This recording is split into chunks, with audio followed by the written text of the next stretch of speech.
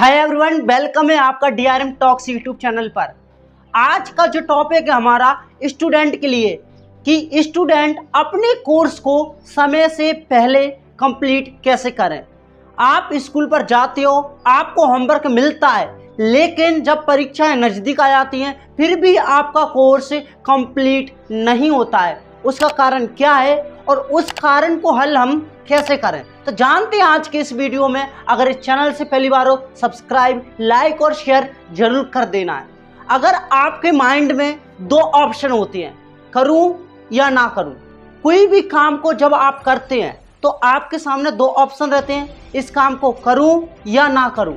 यानी कि आपको सबसे पहले स्टडी करते समय आपको एक बात का ध्यान रखना है कि आपका माइंड सेट होना चाहिए। आपको हर काम को सेट कर लेना चाहिए, हर अपने टाइम को मैनेज कर लेना चाहिए, अपने वर्क को टुकड़ों में बांट लेना चाहिए। तो कैसे बांटें, क्या करें, क्या ना करें, आइए जानते हैं आज के इस वीडियो में। नंबर 1, सबसे पहले आप अपने आप से प्रश्न कीजिए कि हम पढ़ क्यों रहे हैं, हम सीख क्यों रहे हैं। आपने प्रश्न किया, जब आपको उत्तर मिलेगा तो आपके दिल ही आपका उत्तर बन जाएगा। दिल से आवाज़ निकलेगी कि हमें अपना फ्यूचर बनाने के लिए हम अच्छी ज़िंदगी जिएं, इसलिए हम पढ़ रहे हैं, जिससे कि हमारी नौकरी लग जाए या कुछ और हो जाए जिससे हमारा अच्छा फ्यूचर बन सके। एक प्रश्न आपको अपने आप से कर लेना है। दूसरा प्रश्न आप अपने आप से कीजिएगा कि जब हम पढ़ रहे हैं तो क्या हमारा सेट सही है। सेट क्या होता है?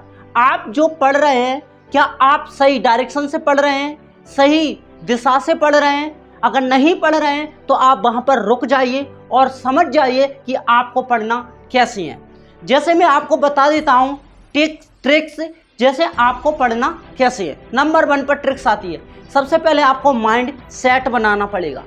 आपका सेट यह होना चाहिए कि हमें कौन से टाइम तक पढ़ना है।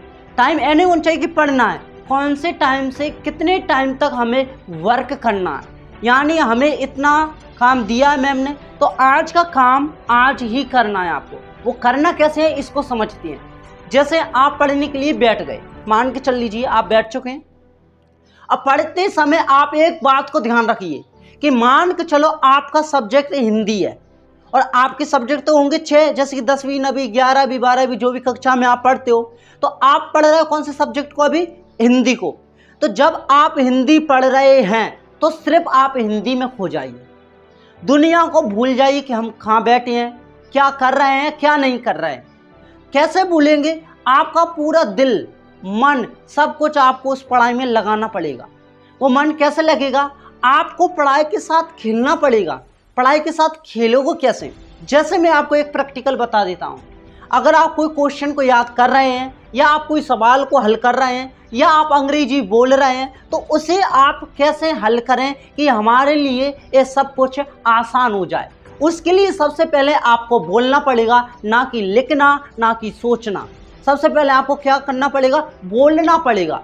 अब बोलने में आपको सोचना पड़ेगा कि हम किस वर्ड को पढ़ रहे हैं।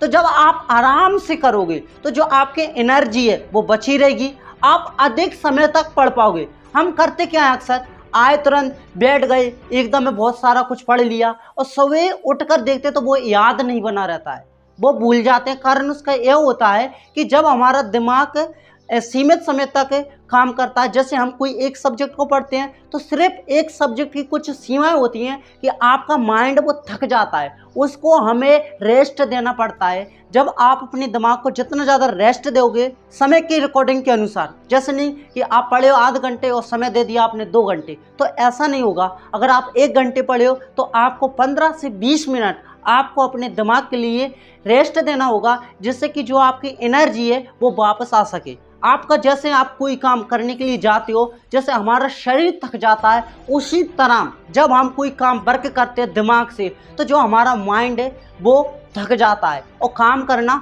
बंद कर देता है, फिर आपको आलस आता है।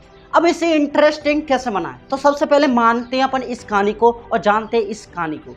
जैसे आपको कोई काम दिया गया है तो उसे टुकड़ों में बांटना प्रारंभ करो।